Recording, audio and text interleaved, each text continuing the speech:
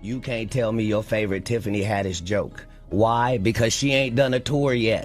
She ain't done a special. She has not proven the ability to tell jokes. Katt Williams just dragged Tiffany Haddish for being an industry plant, and yes, Kevin Hart is caught in the middle. You won't believe what went down backstage. You can't really claim a favorite Tiffany Haddish joke, at least not yet. Why? Because she hasn't embarked on a full comedy tour or released a stand-up special. She simply hasn't had the chance to prove herself in the traditional arena of joke-telling. Tiffany Haddish has also been on Katt Williams' radar, but not in a friendly way. Their relationship, which once seemed cordial during their collaboration in the 2014 film School Dance, has dramatically soured. Recently, Katt didn't hold back, openly criticizing Tiffany and labeling her an industry plant. According to him, her rise in comedy has come at the cost of her authenticity, implying she sold out to climb the ladder. It's suggested that Tiffany has tried to escape some early career compromises, but her ties run deep, making it hard to break free. Her connections with Kevin Hart, another figure Katt has accused of being an industry plant, haven't helped her case. The shock factor came when Katt, for years after their film collaboration, went public with harsh critiques.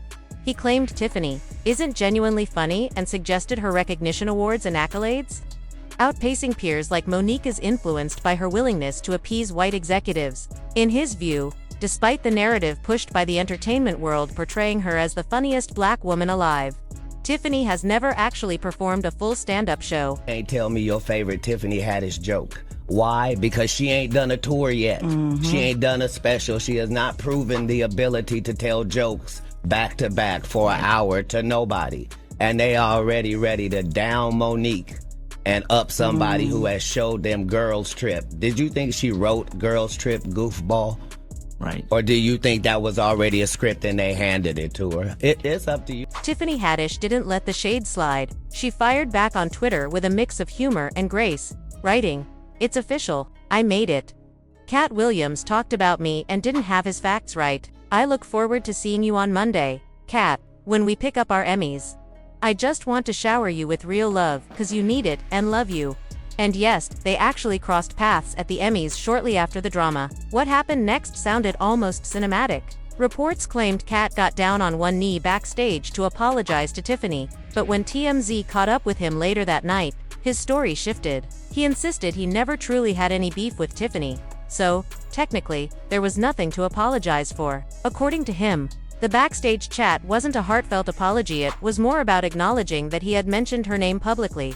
Not that he regretted what he said. Pictures, up on the internet showed you and Tiffany kind of looked like you squashed your beef backstage there at the Emmys. And I never had any beef.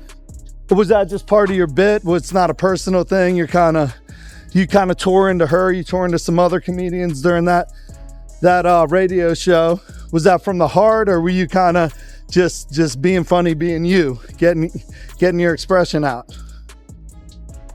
I was really just sorry that I mentioned Wanda Sykes or Tiffany's name. I was in a conversation with a non-female comedian about female comedians. That was a no-no. Honestly, listening to Katt Williams, it's hard to believe he's genuinely sorry. Even after that backstage apology, he sounded more like he was defending his stance than expressing remorse. For a while, it seemed like things between him and Tiffany Haddish had calmed down. That is, until Tiffany and Kevin Hart sat for an interview on The Breakfast Club, reigniting the tension. Kevin didn't hold back. He called out Katt for constantly criticizing Tiffany's success while never using his platform to lift up the women he claimed deserved recognition. He also threw shade about Katt allegedly prioritizing substances over his career, a claim Katt has repeatedly denied, insisting he's never touched hard drugs. Kevin was clearly baiting a reaction. Through it all, Tiffany stayed composed, nodding along as Kevin spoke. When asked about Katt's apology, she said it didn't really matter, his words had already left their mark. Kevin's point was simple. Hollywood may have its biases, but Katt himself has had opportunities and setbacks. You had your shot, Kevin said, pointing out that Katt once had the power, influence, and platform, but made choices that made studios view him as a risk. Katt's current criticisms of Tiffany and other women, therefore, rang hollow to some. When the two finally met backstage, Katt attempted to explain himself. But explanations can only go so far, and Tiffany wasn't convinced. The issue wasn't about whether Katt was talented, he is undeniably a gifted comedian, but about criticizing a woman of color trying to carve out her place in the industry. Kevin's involvement complicated things further. Not only did he bring up false allegations about Katt being an addict, but he also had a pre-existing feud with him. Tiffany's presence in that conversation, by extension, made it seem like she was fueling the conflict. Unsurprisingly, Katt later unleashed his criticism of Kevin on Club Shay. The conversation also touched on what it means to be an industry plant. Katt argued that some entertainers reach Hollywood with unprecedented advantages, like Kevin Hart, who allegedly arrived in LA with sitcoms and movie leads already lined up a trajectory far from typical. Katt highlighted the discrepancy between Kevin's East Coast comedy beginnings and the seemingly instant success he enjoyed in Los Angeles, calling into question the authenticity of his rise. The first public critique of Kevin as a plant came during his SNL appearance in a wig move he had previously said he'd never do. Katt framed this as part of a pattern, a Hollywood career shaped by prepackaged opportunities, rather than the gradual grind most comedians endure. Back in the early 2000s, there was a troubling pattern in Hollywood. Black men often found themselves pushed into wearing dresses or wigs as a kind of rite of passage to succeed in the industry. Kevin Hart has spoken about connecting the dots, noticing how almost every black actor in major films seemed to hit that moment at some point in their careers. Kevin recalls walking into a trailer on a movie set with Martin Lawrence, spotting a dress and thinking he'd gotten the wrong trailer. The scene in question involved Martin sneaking out of jail and using a comedic disguise, but Kevin wasn't having it. "No, I'm not doing that," he said. "I don't feel comfortable with that. That should have been discussed." The director pushed back. "It's a hilarious bit. All the greats have done it." Kevin's response was simple and firm. "Well, if all the greats have done it, it's kind of hacky, right? I'm not wearing a dress. I'm funnier than a dress. Just give me something funny to say." Later, in interviews, Kevin made it clear that his principles guided his decisions. He refused to put on wigs or dresses, insisting on protecting his brand and staying true to his personal boundaries. "You have to know you're a brand," he explained. "You need to protect your brand at all times."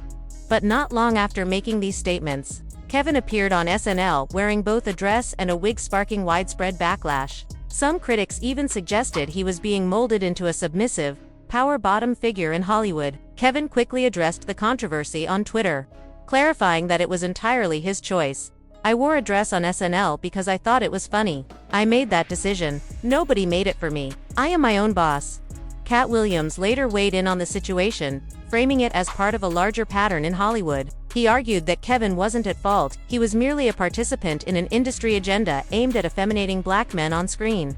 Somebody that sold their soul in Hollywood is to act like it didn't happen. In 15 years in Hollywood, no one in Hollywood has a memory of going to a sold-out Kevin Hart show, there being a line for him ever getting a standing ovation at any comedy club.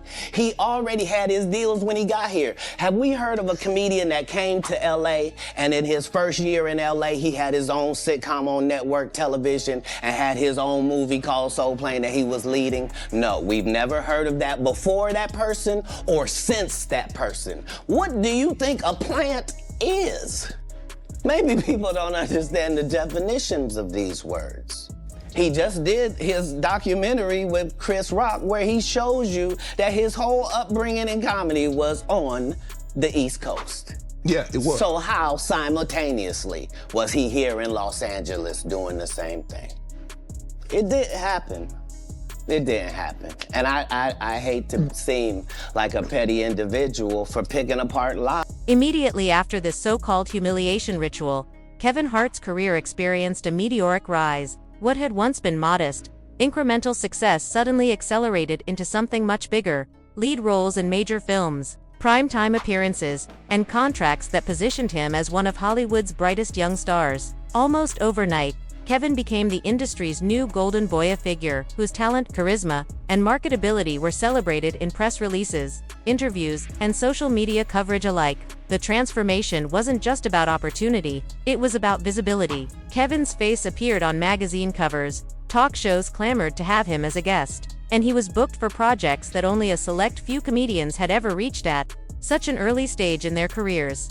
Behind this public ascent, however, the industry machinery was quietly making shifts that weren't immediately apparent to the casual observer. While Kevin was soaring, Katt Williams, the comedian who had once occupied a similar space as a young, fresh and highly sought-after talent, found himself increasingly sidelined. The roles he might have been offered in the past either disappeared entirely or were given to other performers, many of whom were younger or perceived as more mainstream-friendly by studio executives. Katt, known for his sharp wit, boundary-pushing humor, and candidness about the industry, had built a career on refusing to compromise his authenticity, a trait that had endeared him to fans but alienated some of the power players behind the scenes.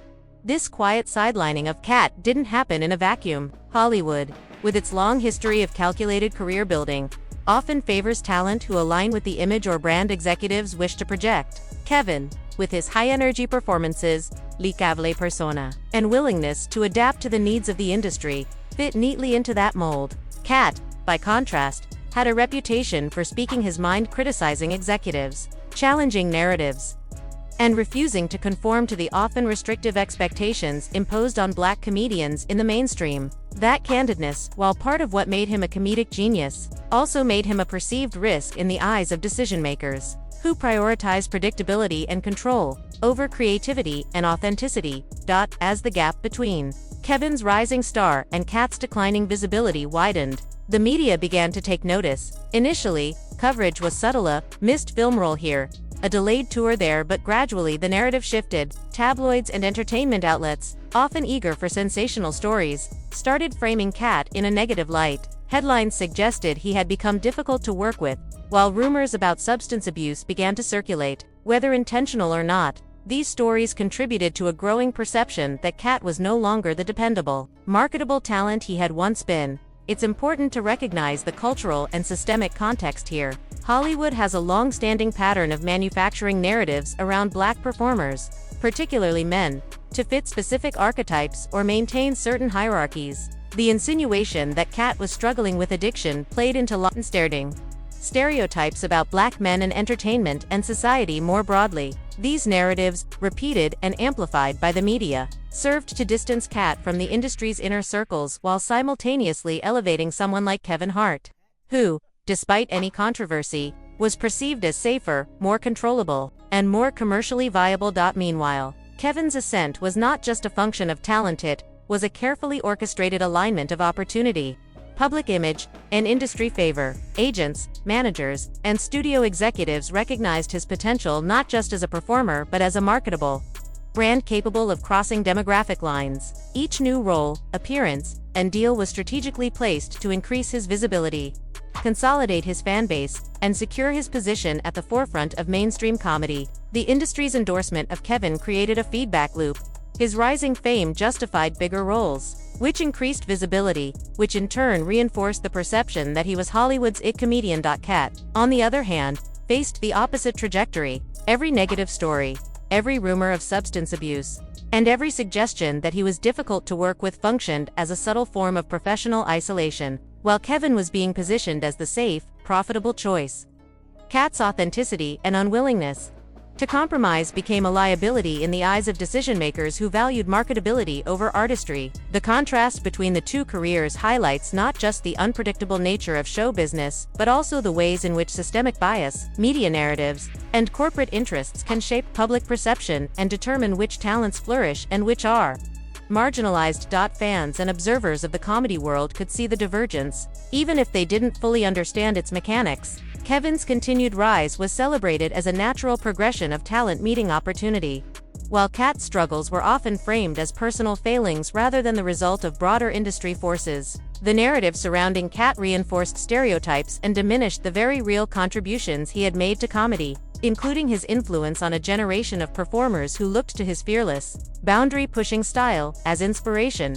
In retrospect, the so-called humiliation ritual that preceded Kevin's rapid rise serves as a metaphor for the larger dynamics at play. It wasn't merely about a single event or decision, it was about the way the industry strategically elevates some voices while suppressing others. Kevin's success, while undeniably earned in terms of talent and hard work, was also facilitated by a system that sought to mold him into a safe, controllable figure who could replace Katt's more unpredictable presence. For Katt, The aftermath of that period meant navigating a landscape in which his reputation was constantly scrutinized. Opportunities were limited, and the media's portrayal threatened to overshadow his accomplishments. This period in Hollywood also sparked conversations about authenticity, agency, and the cost of success in a highly competitive and often ruthless industry. Comedians and performers began to openly question the price of conforming to industry expectations, as well as the ways in which race, image, and perceived marketability influence the trajectories of talented individuals. Kevin's story, juxtaposed with Katt's, became emblematic of these tensions, raising questions about who gets to define success and at what cost. Ultimately, the aftermath of this humiliation ritual reveals a complex interplay of talent, opportunity, and systemic forces. Kevin Hart's rise was meteoric, a combination of skill, charisma, and strategic alignment with Hollywood's priorities. Katt Williams' sidelining underscores the precarious nature of fame, particularly for artists who refuse to compromise their principles or conform to restrictive industry norms. The media's role in shaping these narratives cannot be understated, as coverage often reinforced stereotypes and amplified perceived failings while quietly elevating those deemed more marketable. In sum, the story of Kevin's ascent and Katt's marginalization offers more than just entertainment. Gossip. It provides a case study in the mechanics of fame, power, and perception in Hollywood. It reminds us that success in the entertainment industry is rarely determined solely by talent. It is equally shaped by timing, opportunity, narrative control, and the sometimes unseen forces that decide whose voice is amplified and whose is diminished. The reason I don't do Big Tigger is because I had a tumor in my upper jaw and they had to take it out, and they had to block the whole right of my sinus with a piece of metal. So ever since I got out the Marine Corps, I can only breathe out of one nostril, boy. I get my blood tested every 3 months for the last 15 years. All narcotic tests have come up 0.00%. I'm 44 years old, little Tigger. You look up my rap sheet. I have never had a DUI or a possession of anything, not even the I do every day. Tiffany, of course, was still aware of everything Katt had said about her. After his interview with Shannon Sharpe, she sarcastically referenced his apology, subtly highlighting how hollow it felt. Yeah, but you need to publicly apologize, people reminded each other. At the Emmys, Katt did get down on one knee and say, "I apologize." Reactions were mixed. Some felt the gesture was more for Tiffany's comfort than a genuine expression of remorse. Others pointed out Tiffany's savvy. She knows how to win over white audiences, the very people casting votes and awarding accolades. Even if critics question her talent, there's no denying she's mastered the game.